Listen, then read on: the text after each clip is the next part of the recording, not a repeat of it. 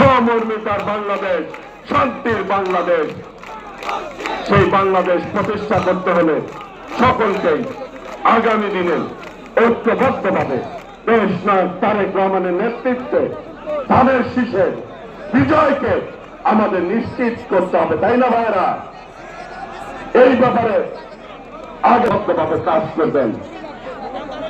আমাদের আশা আকাঙ্ক্ষার প্রতি বাংলাদেশের মানুষের কাছে এই মুহূর্তে সবচেয়ে জনপ্রিয় নেতৃত্ব দেশ নায়ক তারেক রহমান, যার জন্য অনেকেই 2 দিন, অনেকে 3 দিন আগেও আসছেন এইখানে। যেই দিন থেকে এই মঞ্চ বানানো শুরু হয়েছে ওই দিন থেকে অনেকে উপস্থিত থেকেছেন, সর্বোচ্চ আবেগ দিয়ে, এবং আপনারা আপনাদের দায়িত্ববোধ থেকে এই সমাবেশ